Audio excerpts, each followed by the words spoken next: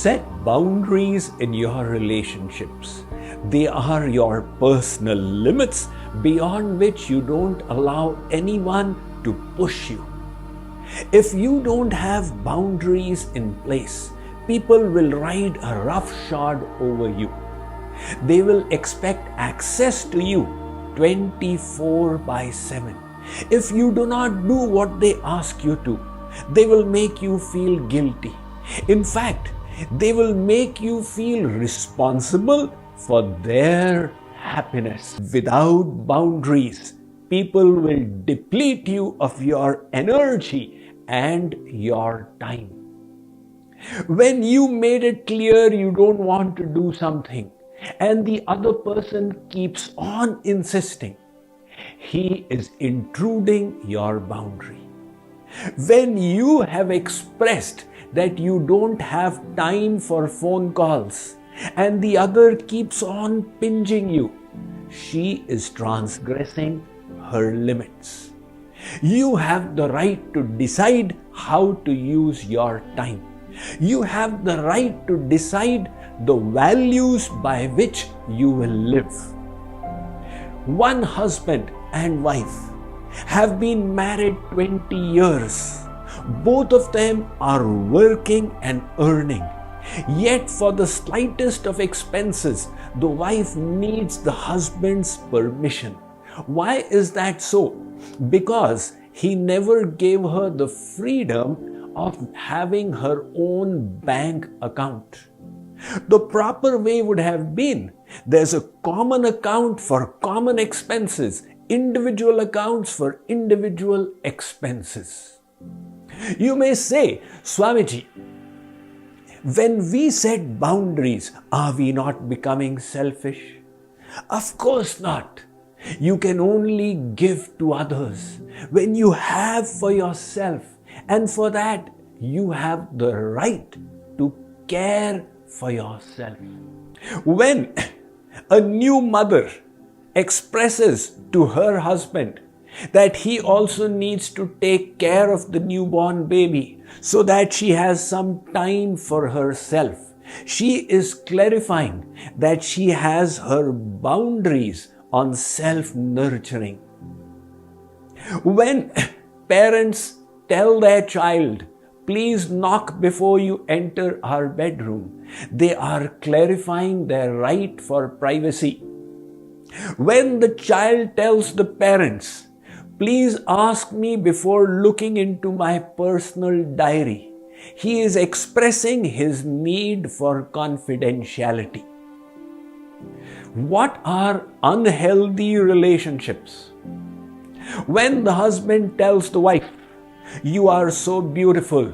When you speak to other men, I feel jealous, so stay away from the company of men. Or when the wife tells the husband, if you return home after 7 p.m., I get stressed, so you have to come back in time. Or when a mother tells her 25-year-old son, when you engage in bhakti, I become nervous that you may become a Baba, so I will not give you permission to engage in bhakti. Now, doesn't a 25-year-old have the right to decide how to use his or her time? Or when the parents tell their child, we know you have aspirations for a great career and we know you wish to go and work abroad for a little while, but we want you to stay back and take care of us even though it cripples your own life. So for having healthy relationships, we need to have boundaries. And how to establish them? The first point here is communication. Express your needs to the other person. Don't think they are antaryami, all-knowing. They will know your mind without your expressing it. The second, don't hesitate to say no when required. Warren Buffett put it nicely. The difference between successful people and really successful people is that really successful people say no to almost everything. So, the second point in setting boundaries is learn to say no. And the third point, make people aware of consequences when they transgress limits. It is said, consequences shape actions. When people feel they can get away with anything, there is no impetus for a change. So boundaries in the world will free up your time. But when it comes to God, drop all boundaries. Give Him the right to do whatever He wants. Because the people in the world are selfish. They could exploit and take advantage of you. In the case of God, He is infinitely compassionate and extremely tender of heart. Make Him sarvadhikar sampann. My Lord, whatever you feel is appropriate for me, please go ahead and do it. I bestow you all rights upon my life.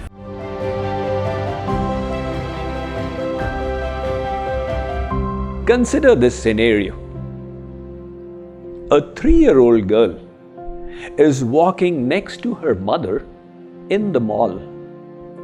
She looks like a little angel on earth with a wonderful smile on her face.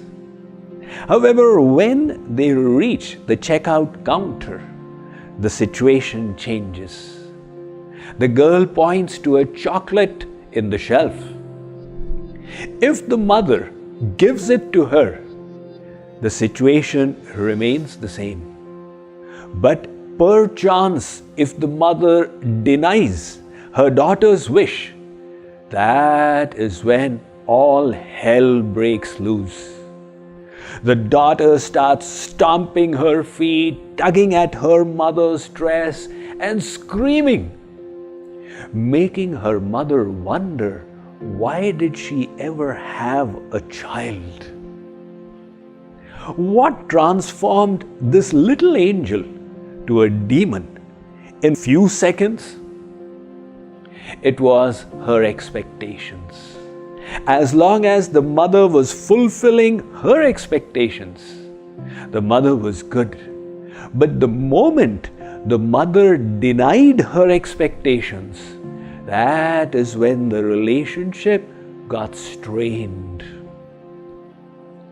Most of us have not grown up from the level of that 3-year-old when it comes to relationships.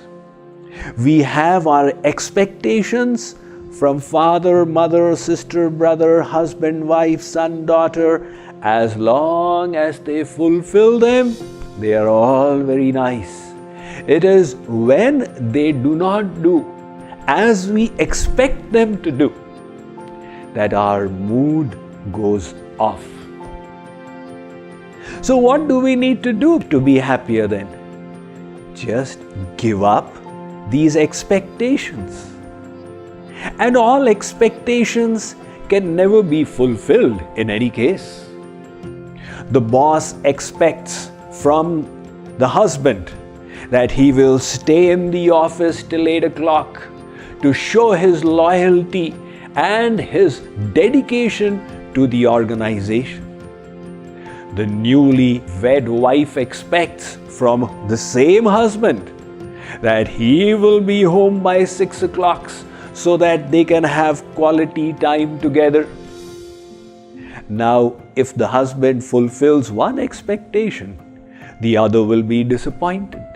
The disappointments are natural. Nobody can fulfill everybody's expectations. And that is what disrupts relationships. The husband came home after a hard day at the office, expecting that when he reaches, he will be given the royal treatment from his wife and children, who will go gaga about the way he has been working to fill their stomach. But the wife had been taken care of Chunnu Munnu at home and been frustrated. She had another set of expectations. The moment the husband entered the house, she said, "Darling, the coffee has been spilt on the floor by the younger son. Please clean it up. And after that, do help me lay the dinner on the table." The husband killed his expectations. He did what he was asked. And then he sat down after dinner to watch the television. When the elder son came to him, "Papa, will you play video games with me? Please, you have to play." That is when the husband lost his temper and he said, "Nobody cares for me. Nobody likes me here. I'm fed up of you all."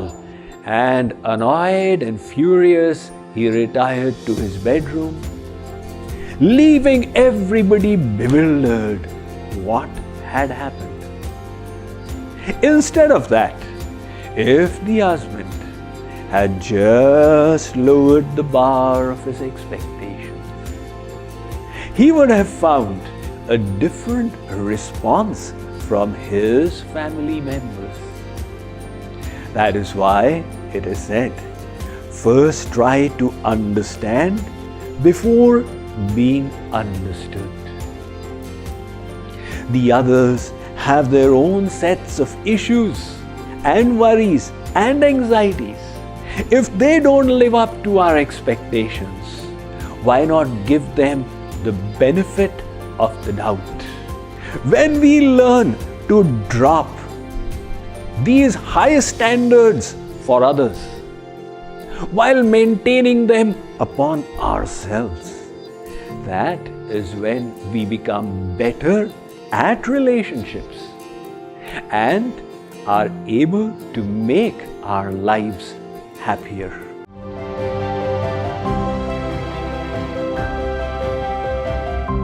One boy and girl came to me and said, "Swamiji, please give us your blessings.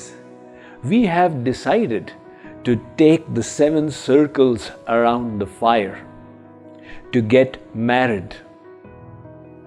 I called the boy aside and said, "Why do you wish to marry this girl?"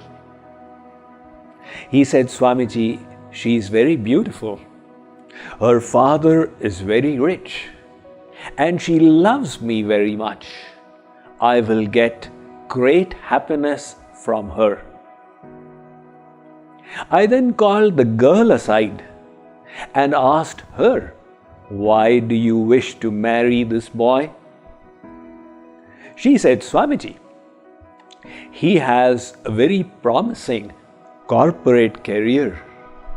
He is very dashing and handsome, and he takes great care of me." I then got them both together and said, "Look, both of you wish to marry the other for your own happiness, not for the happiness of the other. And the moment your happiness is affected or lessened, the love will reduce. In other words, this marriage is always vulnerable.